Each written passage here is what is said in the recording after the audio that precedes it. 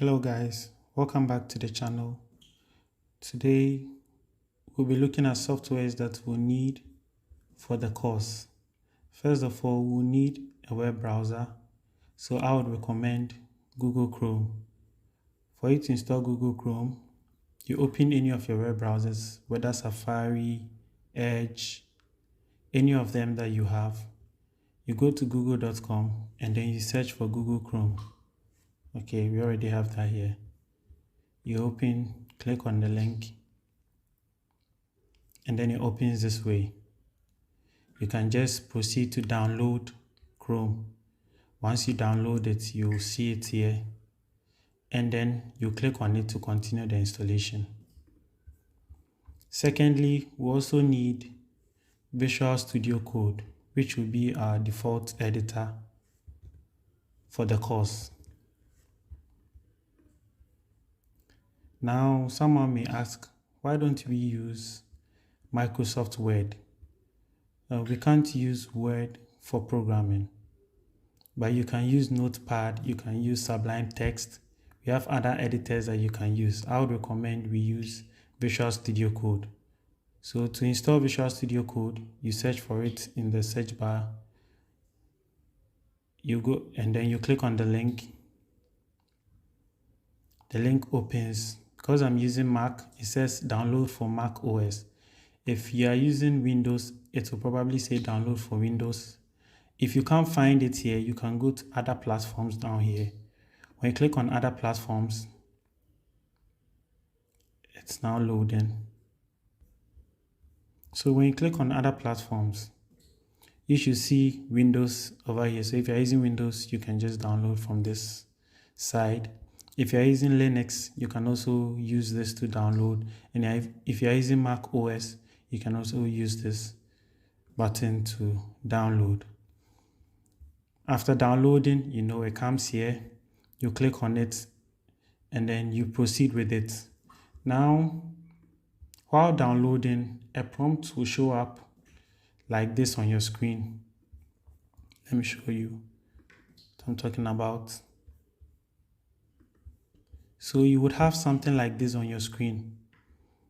Okay, during the installation, you check this, create a desktop icon. That is for the Windows users. You check this. You also check add open with code action, blah, blah, blah, to context menu.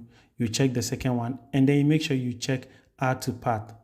Then you can now proceed with the installation. You just go to next, and then you follow suit. After installing your Visual Studio Code, you come back again. This time, we are going to open Visual Studio Code and do the other installations. So this is how your Visual Studio Code should look like. This is the icon. When you click on it, it opens like this. So ideally, this is how your Visual Studio Code will open. When it opens, you check on the left side of your screen. Okay, we want to do some installations.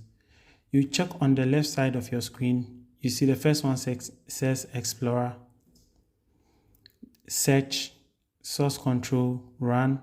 Now down here, you're going to see what we call extensions. So these extensions are what you're going to install in Visual Studio Code. The first extension that we'll be installing is Prettier.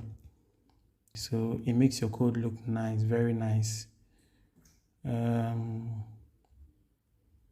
So ideally, I've already installed mine, but ideally you would see install here. So you click on install and then you proceed with the installation.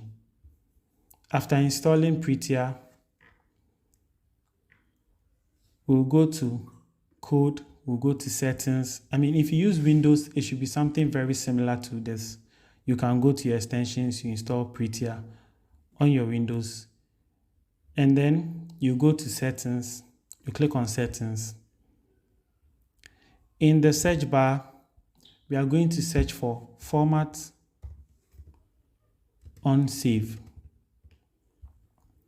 And then you check this format on save so that every time you save your text or your code, automatically Prettier is going to format the code for it to look nice. We'll see how Prettier works somewhere along the journey. When we start coding, we are going to see how Prettier works. Then, after installing Prettier and doing all these things, we'll come back and install what we call the live server. Okay, so with the live server, you look for the one by Ritwick Day. You click on it, and then once again, you install. I've already done the installation, but you will see an install button here. Once again, you install, and then you follow the prompt. And after installing, you are done. So these are the things that we'll need for this course. Somewhere along the way, we are going to install other extensions and other softwares that we might need. But for now, this is what we need to start programming. See you guys on the next episode, which will be about HTML basics.